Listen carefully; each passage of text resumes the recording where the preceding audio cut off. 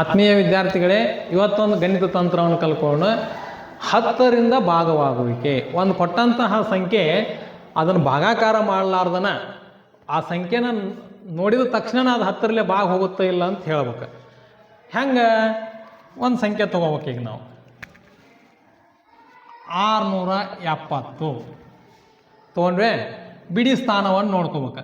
ಬಿಡಿ ಸ್ಥಾನದೊಳಗೆ 0 ಇತ್ತಂತಂದ್ರೆ ಆ ಸಂಖ್ಯೆ 10ರಲ್ಲೇ ಭಾಗ ಹೋಗುತ್ತೆ ಅಂತ ನಿರ್ಧರಿಸ್ಬೇಕು. 0ಯನ್ನು ಹೊರತುಪಡಿಸಿ ಬಿಡಿ ಸ್ಥಾನದೊಳಗೆ ಬೇರೆ ಯಾವುದೇ ಅಂಕಿ ಇದ್ರೂ ಅದು 10ರಲ್ಲೇ ಭಾಗ ಹೋಗೋದಿಲ್ಲ ಅಂತ ನಿರ್ಧರಿಸ್ಬೇಕು. ಓಕೆ, ಎಲ್ಲರಿಗೂ ಧನ್ಯವಾದ.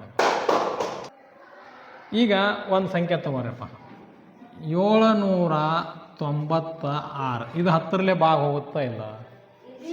ಯಾಕೆ ಹೋಗೋದಿಲ್ಲ? ಬಿಡಿ ಸ್ಥಾನದೊಳಗೆ 0 ಇಲ್ಲ. ಭಾಳ ಸರಳ ಐತಿದು. ಬಿಡಿ ಸ್ಥಾನದೊಳಗೆ 0 ಇದ್ರೆ ಆ ಸಂಖ್ಯೆ 10ರಲ್ಲೇ ಭಾಗ ಹೋಗುತ್ತೆ ಅಂತ ನಿರ್ಧರಿಸ್ಬೇಕು. Okay, right.